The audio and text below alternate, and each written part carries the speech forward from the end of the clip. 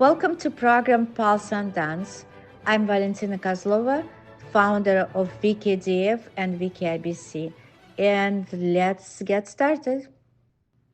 Tell me about your expedition to Australia. You had a whole life in Australia. Oh yeah, it was fantastic. But it was first time after we defected Right.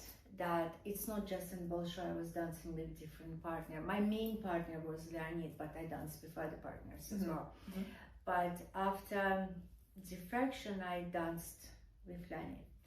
And there was a request through my agent that for me to come to Australia and perform Anna Karenina, Tolstoy, and music Tchaikovsky, and production by Andrei Brakovsky.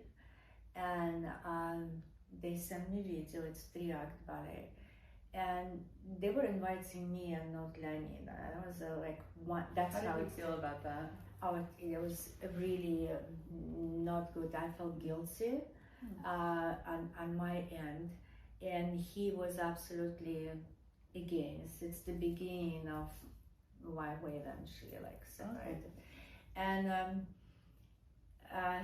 he just kept saying that to our agent, no, we only come together.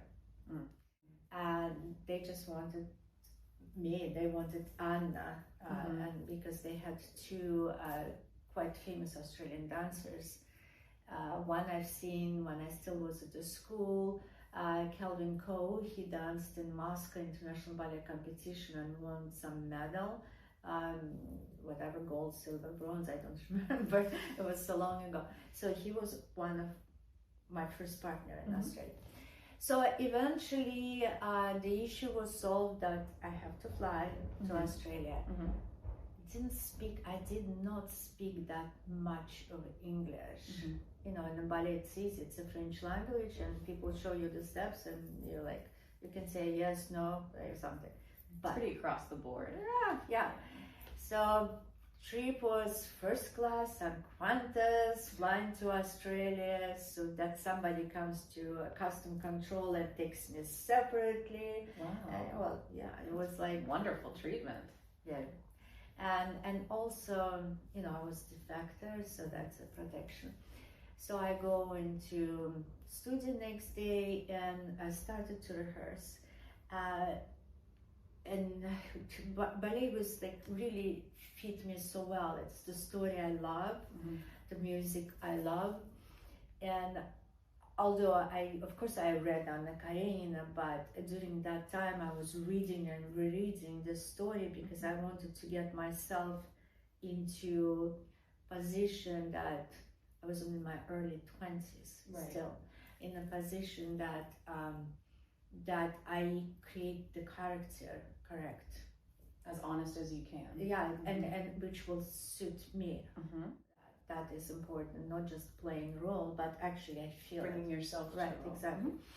And one of the things I realized that I even was watching my partner when we were doing class or so, how he interacts with the others, this kind of like through like visual contact, whether he noticed or not, that I was observing him, see how I would connect to him in this role. It's an interesting process, but like sometimes I go like a strange way to get into the role.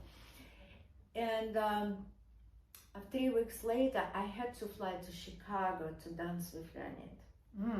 And so when we met, it was just like arrived night before, as usual. I arrived night before, I danced the next night, and then back to Australia for another week. So quick. Yeah, so quick, a week or two or so.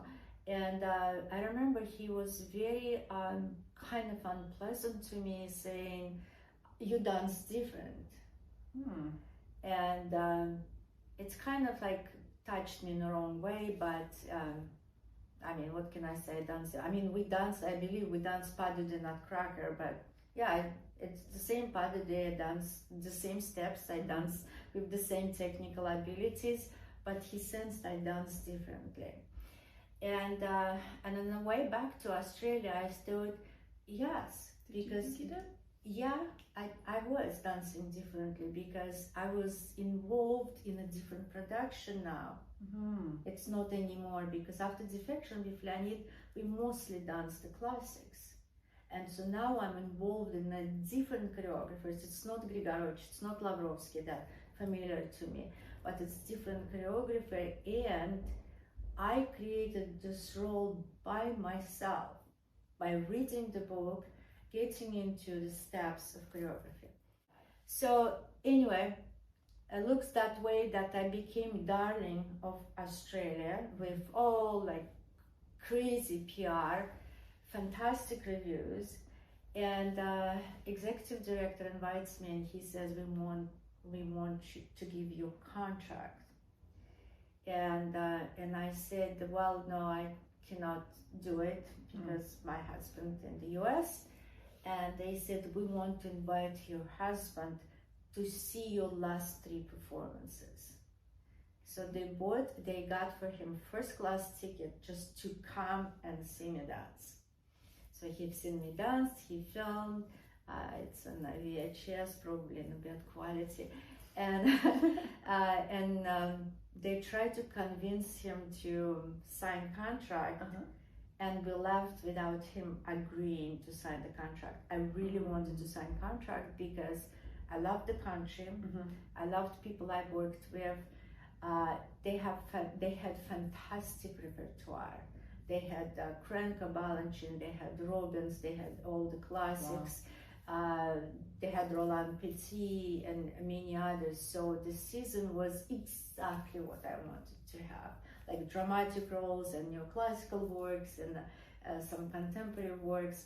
Glenn Tetley, for example, completely different from what I danced before. It's a real contemporary piece, Anthony Point. And Leonid said no, and the Australian Ballet kept calling. Finally, he agreed, because I said, you know what, I need the base. So what we agreed to, we signed contract like permanent guest artist. So you sign contract like say for a year, but you say from September to December I will be here dancing such ballets and specific dates, and between that we say, because we guest a lot like around the planet, and it worked very well, I must say. And one of the reasons we left was I started to be honest. Now Australian ballet is really fantastic quality, and but at the time I felt that there wasn't nobody like level that I could. You always have to have somebody that you look. You're trying to get there, yes. Right. And I felt that like with some years, like another year, I'll start to go down, and it was sort of difficult. On the other hand, Australian Ballet was proposing Leonid to take position as an artistic director as well, and he didn't want to see that.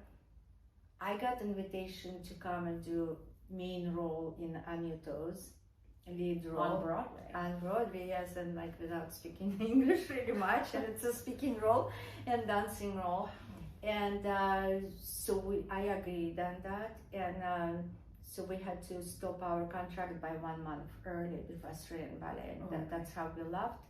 I went with Leonid on Broadway, played, and at the same time, Balanchine invited me to dance with New York City Ballet, and which first I declined, and then he said, well, call me when you're ready. And after playing for a while Broadway, like several months, I realized that experience was incredible, but I realized that I need to be a dancer more, because when you play Broadway, it's the same night, the same performance, and with George Abbott, who was director, Balanchine was choreographer, you had to do exactly the same night, the same thing. I'm not accustomed to that. It's like some interpretations, and I felt, they were proposing build star out of me on Broadway, and I said, well, I have an accent, number one. I cannot sing, oh, there's no problem, we'll get you We'll a get you around that. we can do this. I don't do tap. That's no problem. I said, well, there is a problem because I do ballet better. So we made a telephone call to New York City Ballet and came to New York City Ballet. I mean, it's just crazy, like so many chapters that I lived in my life. So many, yeah. And how was your career in the West when you first? You had been dancing a little bit in Australia. How was New York City Ballet when you first got there? Very unfriendly first day. Mm. I walked into the studio and I felt like very negative atmosphere because I came as a principal dancer, you know, people working for long. Binoculars on you. Mm-hmm. Yeah, and it was very different, but as hard as it was, but what else is new? Everything is hard. But then I loved what I learned, and it gave me benefits in my technique, and even people were saying, well, it's a plotless ballet, and then you know, male dancer is not important; he stays behind you. That was Balanchine version. I disagreed entirely because there is a connection. You don't have exactly to look at your partner, but there's a body even connection. So you always have to find a way that even if it's a plotless ballet and there's not much interaction between partners, there's supposed to be like spiritual connection. And if you have it, that audience sees it. So that was also interesting aspect for me to learn how to make everything the way I felt that I should. Right. Because that was really different from where you were coming from with strict plot and well-known stories, and now we're getting into just movements. Yeah, just movements with the music, and that's it. Yeah, I remember that at some point there was like whatever that I was learning. That rehearsal teacher said to me that, well, it's you count like 23, 25. I mean, of course, at that point I spoke English. But I said, no, I only can do up until 8. she looked at me and I was like, okay. I said, I'm just trying to listen to the instruments of the music. That's how I move. Right. That's how I was taught. Not by counts, but by phrase or by specific instrument. But I will never forget. But I said this like knowing that, I mean, it's funny, but I want to see reaction, and they were like, I guess she doesn't speak English. It was very fun. I had very good time in New York City Ballet, I must say it. And also Peter Martins gave me freedom to perform. So my base was in New York, and I danced. I had a specific rep, more like classical dancer rather than leotard dancer. And but I travel a lot. I mean, in Italy, I did television shows and all sorts of stuff, and in other countries as well. So it was very full and fulfilling life that I had. But when I felt that's maximum I got from New York City Ballet, there was time for me to say, I'm done. And I started something new. And what was that? Daring Project. The Daring Project? Yeah. With Margot Sappington? Yeah, with Margot. Margot created for me a piece, and then I thought I really liked. It was so much challenging, even in technicalities. Eventually, she told me that I became her muse, that she could create, and she created beautiful pieces for me. And then I proposed, I said that I would like to create a company and for her to be choreographer. And after a while, I just felt like, you know what, I proposed her to be a partner because it could be sort of good not to run everything by myself. So we did this for a while, and when my daughter started to go to school, I stopped that because it's not right away, but I couldn't travel constantly. Because you had a baby. Yeah, I didn't want her to be babysitters all Right. the time. Mhm. Although we didn't have babysitters, actually, I managed. And doing everything and anything. And then it was my school. And then it was international ballet competition. And there was a foundation. Well, now the book. And then we go further. Yeah, and what's next? I have some projects. You have something? Yeah, I have some projects. Oh. Yeah, I have some projects. So that. Is there anything you can tell us? Well, I will say just one thing, that I'm very disappointed in where classical ballet is going. Okay, how so? Here. Because it became like, for example, figure ice skating becoming more artistic and more balletic, right? Mhm. While, for example, on stage in classical ballet, they're becoming more technical, and technique is fantastic. Mhm. Of dancers You now. need it. Yeah, the technique is incredible, but the audience now build on what your technique is. So I feel that the audience has to be kind of re-educated, the new audience, to see the beauty of like simplicity in a way of classical music, classical dance, because it's traditions. So we have to keep traditions, not in a old like smelly closets, but like a new. And there's a system. And unfortunately, like I say that with YouTube and all of this, not only dancers, but teachers who teach dancers, they learn from YouTube, but they don't understand it's the tradition. For example, if I dance role of Juliet, as a matter of fact, I did in Russian. One of your favorites. Right, my favorites, that's true. That Raisa Suchkova, who danced this role, she was saying, well, this is the step, that's how you do it. And I do it, and she says, no, try this, try that. So she did build this on me. And that's how I work, for example, with my students. It's not that I change choreography, but I readjust by angles, by like maybe a different angle, that it suits this particular, like it will suit you better than the other person. Yeah, that's the other person. And I don't see that dancers nowadays, they have coaches. It's completely different venue. And so they're dancing what they learn on YouTube, and coaches, they show them what it is on YouTube. And it was very evident during VKIBC competition that not some versions of very non-classical variations that we sat with judges, like I wasn't judging, but like we were like, where did it come from? Number one. And they put all those tricks and turns and God knows what shouldn't be there to begin with.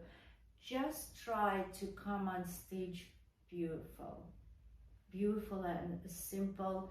And yeah, you can do triple pirouette or 5 pirouettes for the girls, or like whatever pirouettes they do. But it should be on the music, start on the music, finish not after the music, and it shouldn't be your main focus. It's just like part of your language. And so therefore that I would like to do some sort of like coaching symposiums to start to probably organize, and giving maybe occasionally like summer camps or winter camps, 1 week or 2, where I'm going to go full speed what I do know, what I was taught, and also from my experience. Because one thing to coach somebody, for example, the steps of the ballet and taking care of the technical aspect. Another thing, like in my case, I danced that. And if I did on stage Bolshoi here, and then I go to Mariinsky stage, which is smaller, more rake.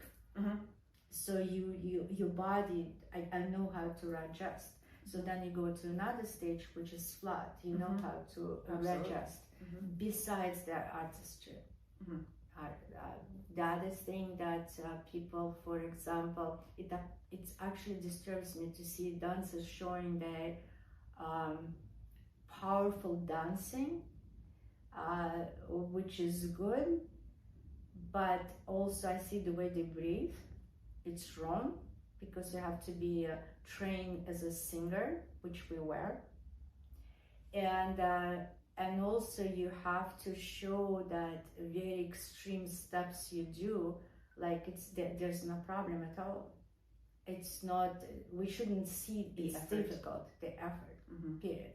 There's also technique behind. And here is not existing. So I would like to address this. How I'm going to address, I don't know, but I have my summer camp in June for 1 week. And wonderful. Yeah. That's exciting. Yeah, just me and the classics, like addressing those, issues. Exactly what you've been saying. Yeah, right. So amazing. That's so exciting. Yeah, so we'll see how it goes. Amazing. Well, I have one more question for you. In the beginning of your book, you describe you were playing in the mud with sticks, with anything you could find. And you looked up at a blue house in front of you, and you looked down, and you looked at a family going to the blue house, and you determined you were going to do something about your life. Now, what would you say to that little girl today? As I said, that I always have this image of blue house. The street does not exist. Street exists because when I was allowed to go back to Russia as a tourist, I was looking for the street, but there's now big buildings, so that of course it doesn't exist. But the memories implanted in me, I was 3 years of age. That's my first memories, and it was not said at all, and I hope it didn't come in the book. Like, it was like, okay, here's the route, right? I have to change it. That's it. And that was it. That was it. And I think that's what basically the core of my life. And quite often that you think about something, I'll do this, like plan A, right? And then I realize it might not work at this time. Okay, what's the next solution? Plan B. How can I make plan B also exciting for me and probably workable? So there's always choices that you have to take. And I think the most important is that you take steps, you focus how you're going to do it. Is that possible for you to go this direction, or maybe you should take slightly different turn, for example, and eventually come back to the direction, or you just definitely go in this direction. And when you choose this, you have to be very sure that you're going to do it. That's so reassurance that. But for that, you need education, like everywhere else. You need a training. You need a security of what you have in the sense of your power as an artist. In this case, as an artist, and knowing that you're going to succeed. Because without that, if you start to question yourself, I don't know how can you succeed. I think if you must believe in yourself, number one. And that seemed to be a prominent theme in your book. In all aspects, through every chapter. I think there was an instance in every chapter where you proved that believing in yourself was the choice. Except that Africa turned when I was oh my gosh, Valentina. It was actually very scary. You will have to absolutely pick up a copy to read about that, because there's some serious events that you went through when you were touring in Africa. Oh yeah. And the fact, well, one, that you made it out alive, and two, we are here and you are doing what you do. That is quite a feat. I mean, like, you've been through so many feats, but the fact that you truly survived that. So pick up a copy and go read about that, because I don't want to spoil a single thing about it, because that's gonna be in the trailer of the movie, right? About your life. Yeah, possible. Yeah, definitely. Possible. We are working on. You are working on it. Yeah. Wonderful.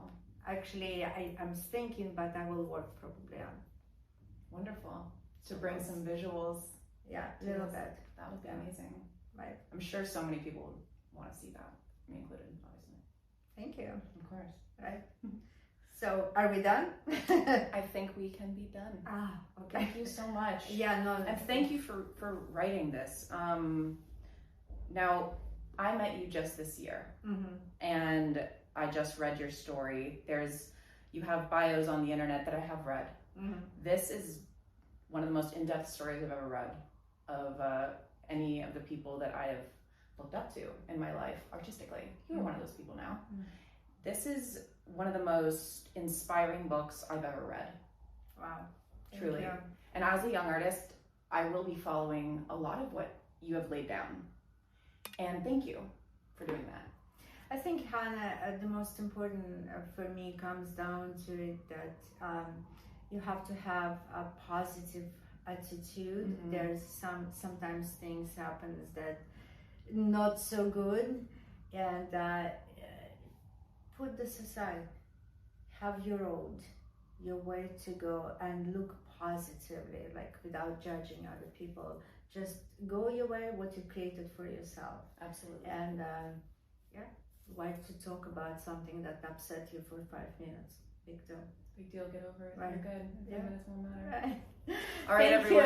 you. Go Thank you. purchase Behind the Curtain Between the Life I Loved and the One I Chose by Valentina Kozlova. Now available on Amazon. Thank you.